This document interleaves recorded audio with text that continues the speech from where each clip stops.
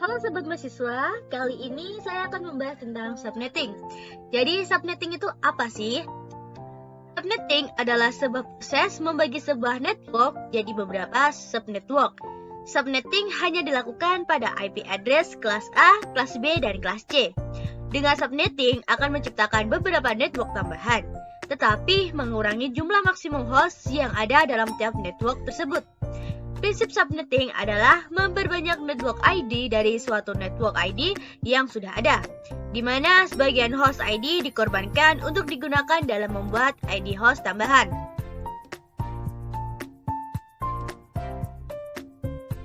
Kenapa memerlukan subnetting? Mengalokasikan IP address yang terbatas supaya lebih efisien. Jika internet terbatas oleh alamat-alamat di kelas A, B, dan C, tiap network akan memiliki 254, 65.000 atau 16 juta IP address untuk host device-nya. Walaupun terdapat banyak network dengan jumlah host lebih dari 254, namun hanya sedikit network, kalau tidak mau dibilang ada, yang memiliki host sebanyak 65.000 atau 16 juta, dan network yang memiliki lebih dari 254 device akan membutuhkan alokasi kelas B dan mungkin akan menghamburkan percuma sekitar 10.000 IP address. Walaupun sebuah organisasi memiliki ribuan host device, mengoperasikan semua device tersebut di dalam network ID yang sama akan memperlambat network. Cara TCP atau IP bekerja mengatur agar semua komputer dengan network ID yang sama harus berada di physical network yang sama juga. Physical network memiliki domain broadcast yang sama, yang berarti sebuah medium network harus membawa semua traffic untuk network.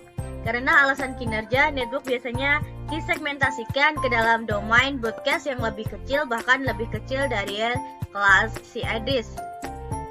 Dari tujuan subnetting sendiri, subnetting bertujuan untuk mengefisienkan pengalamatan, membagi satu kelas network atas sejumlah subnetwork dengan arti membagi suatu kelas jaringan menjadi bagian-bagian yang lebih kecil, menempatkan suatu host apakah berada dalam satu jaringan atau tidak, untuk mengatasi masalah perbedaan hardware dengan topologi fisik jaringan, dan meningkatkan security dan mengurangi terjadinya kongesti atau penimbunan akibat terlalu banyak host dalam suatu network. Selanjutnya ada analogi. Analogi adalah contoh dari analogi di sini yaitu jalan bernama Gatot Subroto terdiri dari beberapa rumah bernomor 1 sampai 8. Bisa kita lihat di gambar di samping, yaitu ada nomor 1 sampai 8 pada jalan Gatot Subroto. Dengan rumah bernomor 8 adalah rumah ketua RT yang memiliki tugas mengumumkan informasi apapun kepada seluruh rumah di wilayah jalan Gatot Subroto. Jadi jika kita menggambarkan sebuah rumah itu seperti host IP address, jadi bisa dilihat di gambar bahwa rumah 1 atau host 1 memiliki IP address 192.168.1.1. Untuk rumah nomor 2 memiliki IP address 192.168.1.2.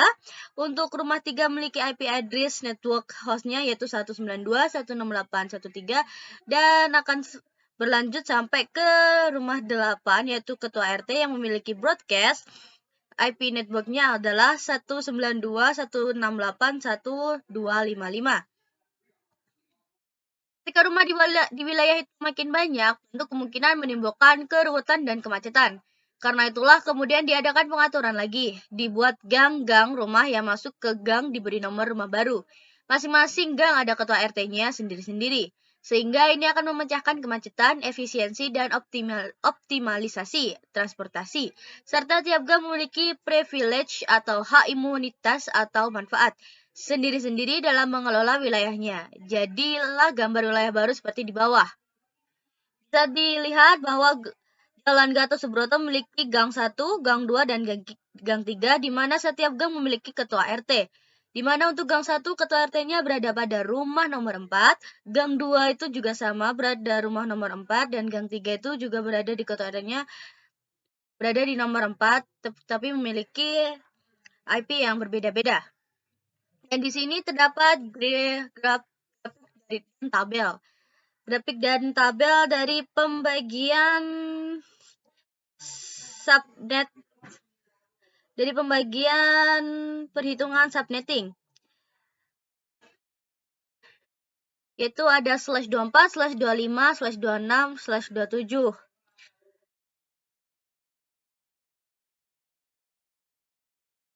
di mana /24 hanya memiliki rentan satu saja dengan 0 sampai 255. Untuk /25 memiliki 2 gang, bisa dibilang kita memiliki 2 rumah, yaitu rumah 1 dan rumah 2, di mana rumah 1 hanya memiliki rentannya 0 sampai 127 dan rumah 2 hanya memiliki rentannya 128 sampai 255. Untuk /26 memiliki 4 rumah atau 4 geng dengan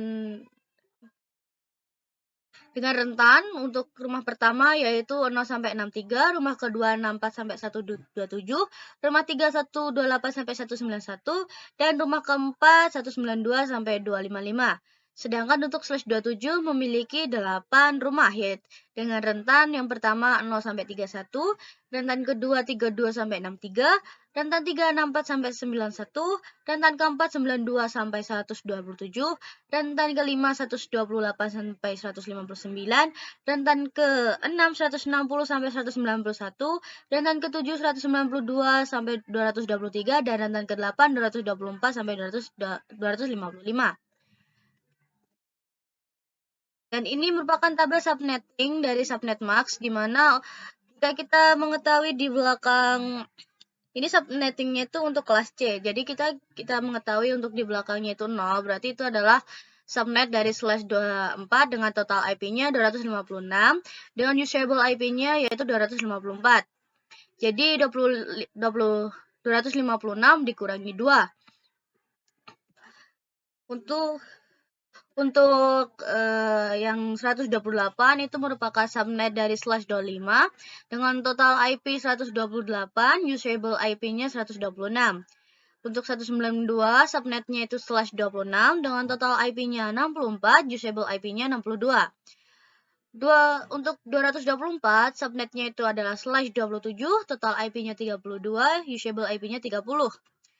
Untuk 240 merupakan subnet dari /28, total IP-nya 16, usable IP-nya 14. Untuk 248 subnetnya adalah /29, total IP-nya 8, usable IP-nya 6. Untuk subnet max 252, subnetnya adalah /30, total IP-nya 4, usable IP-nya 2.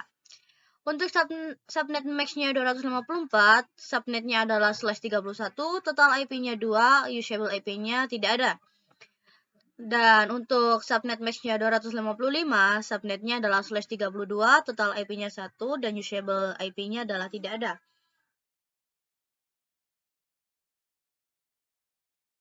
Di mana usable IP-nya itu dikurangi 2, dikurangi 2 itu dari network sama broadcast-nya yaitu awal dan akhir. Jadi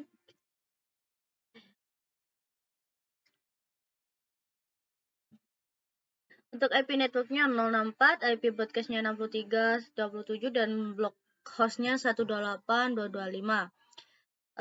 Kemungkinan itu sedikit informasi dari saya tentang subnetting. Jika ada salah kurangnya saya mohon maaf. Assalamualaikum warahmatullahi wabarakatuh.